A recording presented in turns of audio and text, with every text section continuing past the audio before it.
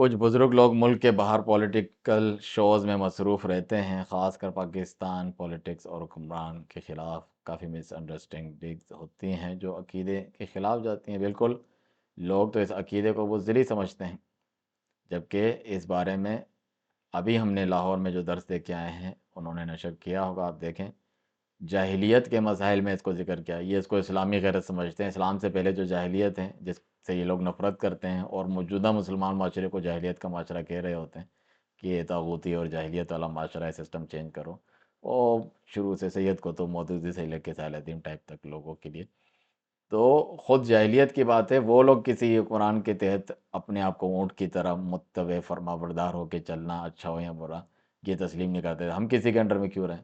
تو اسلام نے آ کے سکھایا کہ امام نماز پڑھا رہا ہے اس کے پیچھے رہنا ہے، جلدی نہیں چلنا، اور اصل جو امام امیر اچھا ہو یا برا، آپ شیعہ ہوں یا سنت پہ چلے نہ چلے، تم اس کی اطاعت کرو، معروف میں منکر میں نہ کرو، لیکن اس کے خلاف نکلو بھی نہیں، خروج بھی نہ کرو، بھڑکاؤ بھی نہیں، نصیحت کرو، دعا کرو۔ تو یہ ان کی عزت غیرت کے خلاف تھا، وہ اسے بے غیرتی سمجھتے تھے۔ تو اسلام نے ان کو اس کا پابند بنایا۔ ہم ایسوں کو اڑانا دیں تلوار سے، تو ان کو لگام دی، ان کو بتایا چاہو نہ چاہو، پسند ہو نہ پسند ہو، صبر کرو، اطاعت کرو، اس چیز پر ان کی پریکٹس کرائی گئی۔ تو ہمارے ہاں یہ الٹ ہے، ٹاک شوز میں بیٹھنا، باتیں کرنا، بھڑکانا، بیٹھے ہوئے خوارج کہتے ہیں ان کو، خوارج کہا دیا۔ ہم کون سا تلوار لے کے نکلے ہیں اسلحہ؟ ہم تو پرامن احتجاج اور یہ وہ باتیں کرنے کی بات کر رہے ہیں۔ یہ ہمارے نوکر ہیں، خادم ہیں عوام کے، ہم ان کو لے کر آئیں۔ تو جمہوریت نظام بھی اسلامی نہیں ہے، اس میں یہی یہ لوگ سوچتے ہیں، الگ اس کی کوئی عزت، وہ بڑا ہونا جس طرح باپ بڑا ہوتا ہے، کوئی درجہ وغیرہ نہیں اس کا۔ امیر آمریت تو ایک بری چیز ہے ان کے نزدیک، مطلقاً حکم دینا اور یہ تمام چیزیں اس کی ہونی چاہیے۔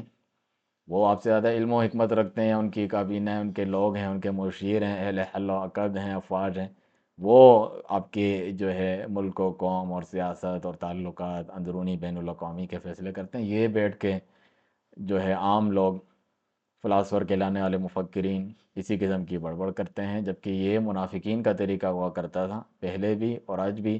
انہیں وہ احساس نہیں ہے، اور اس کو یہ بہادری اور حسینیت اور پتہ نہیں کیا کچھ لقب دے کر خوبصورت بنا کے لوگوں کے سامنے پیش کرتے ہیں۔ زبان بند نہیں ہوگی، ہم تو بولیں گے۔ عوامی احتجاج اور جین زی کو بھی اٹھا رہے ہیں، فلاں ملک میں انہوں نے انقلاب کر دیا۔ فتنہ فساد خون خرابہ مسلمان میں تفرقہ ساری تاریخ اسی میں رہی ہے۔ ایک فاسق فاجر بھی اوپر رہے، امن رہے، اس سے بہتر ہے کہ اس کے خلاف خروج کر کے بدامنی ہو، کوئی کسی کا بھی، اچھے برے لوگ دونوں ہی مارے جائیں، کوئی بھلا نہ۔ اسی لیے اس سے منع کرتے ہیں، اور عقیدے کی کتاب میں لکھا ہے۔ تو یہ کوئی سلف کا طریقہ نہیں۔ نبی صلی اللہ علیہ وسلم نے منع فرمایا، کسی کے پاس کوئی نصیحت ہے، اپنے کو کوئی بڑی چیز تو سمجھتا بھی ہے، تو فرمایا کہ قرآن کے پاس جائے، تنہائی میں اسے نصیحت کریں، اگر مان لے تو اچھا، ورنہ اس کی ذمہ داری پوری۔ اور کہتے ہیں کلمہ حق، حکمران جو ہے، افضل الجہاد کلمۃ حق عند سلطان جائر، ظالم بادشاہ قرآن کے سامنے کلمہ حق بلند کرنا، تو یہ ہم پریس کانفرنس میں کر رہے ہیں، ممبر پہ، یہ نہیں اس کے سامنے۔ عندہ کا مطلب ہوتا ہے اس کے سامنے جانے کی تو ان کی تو پڑھ نہیں ہوتی، ہمت نہیں ہوتی، اور کہتے ہیں ہمیں وہاں جانے ہی نہیں دیا جاتا۔ تو اپنے کام سے کام رکھو، جب نہیں ہے تو یہاں پر کہنے کی اپنی شہرت، ریاکاری وغیرہ وہ ان کو مطلوب ہوتے ہیں، اپنے وارڈ یا اپنے لوگ ہمدرد بنانا کہ بڑی غیرت والا ہے، جبکہ اس میں اخلاص نہیں ہوتا۔ اخلاص سے نصیحت کرنے والا وہی ہوتا ہے، کوئی دیکھے نہ دیکھے میں اس کو نصیحت کر رہا ہوں۔ اس کے بارے میں سید الشہداء کا ہے کہ کلمہ حق اس نے وہاں کے پاس، مثلاً آپ سامنے روم میں بیٹھے ہیں، ان کی ایک کانفرنس آپ نے وہاں پہ بات کی، وہ بیٹھا ہے، اس کے دو لوگ بیٹھے ہیں، اس نے غصے میں آ کے اتنا ظالم جابر ہے آپ کو قتل کر دیا، تو آپ سید شہداء بنے۔ یہ نہیں کہ ان کے خلاف جو ہے اپنی افواج سے لڑ رہے ہیں، اپنے قانون نافذ کرنے والے ادارے پولیس سے لڑ رہے ہیں، ان کو شہید قرار دے رہے ہیں، شہید جمہوریت اور احتجاج اور یہ وہ، یہ تو سب شیطانی یورپین انقلاب وغیرہ وہاں سے سیکھی ہوئی چیزیں ہیں ان لوگوں نے۔ یہاں یہ جو شرکیہ قسم کا انقلاب وغیرہ، ایرانی انقلاب، وہاں سے یہ چیزیں سیکھی ہوئی ہیں، اور اسے زبردستی اسلامی قرار دینے پر تلے ہوتے ہیں۔ یہ جماعت اسلامی ہے، یہ اخوان المسلمین ہے، اور آگے پیچھے اسلام کا ٹائٹل لگا دو، جو چاہے خارجیوں، تکفیریوں اور اس قسم کے باغی لوگوں والے کام کرو۔ مومن کے بارے میں فرمایا تو ایک نکیل بدے اونٹ کی طرح ہوتا ہے، جس کے ساتھ باندھ دیا جائے اس کی اطاعت کرتا ہے۔ اس میں آپ یہ نہیں دیکھتے کہ وہ کون ہے، کہ چاہے حبشی ہو، ناک پھٹاؤ، یعنی مجھے نہیں پسند یا وہ اچھا نہیں، آپ اللہ کے حکم کی اطاعت کر رہے ہوتے ہیں۔ یا ایھا الذین آمنوا اطیعوا اللہ اطیعوا الرسول واولی الامر منکم، اللہ کی اطاعت کرو، اس کے رسول کی، اور جو تمہارے حکمران ہیں، جو تمہارے اہل علم ہیں، فتوے کے لیے حالات آپ کے اچھے سازگار اچھے برے ہوں، ان کی جانب رجوع کیا جاتا ہے کہ جب بھی کوئی امن خوف کی خبر آتی ہے فوراً اس کو نشر کرتے ہیں، بیٹھتے ہیں، تبصرے کرتے ہیں۔ منافقوں کے بارے میں قرآن میں ذکر ہے، اسے رسول صلی اللہ علیہ وسلم اور آپ کی سنت کی طرف پھیرو اور اولو الامر کی طرف، تو پھر جو معاملات جانتے ہیں وہ اچھی طرح اس کی جانچ پڑتال کر کے جو بھی فیصلہ ہوتا ہے اس کے مطابق کرنے کے مجاز ہوتے ہیں۔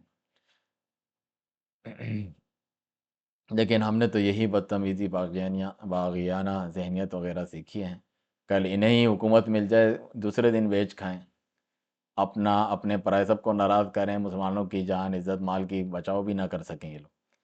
یہ تو ان کی حالت ہے، اپنے گھر پہ شریعت نافذ نہیں کر پاتے ہیں، بس بیٹھ کر باتیں کرنا تو ہر ایک کے بارے میں آسان ہوتا ہے۔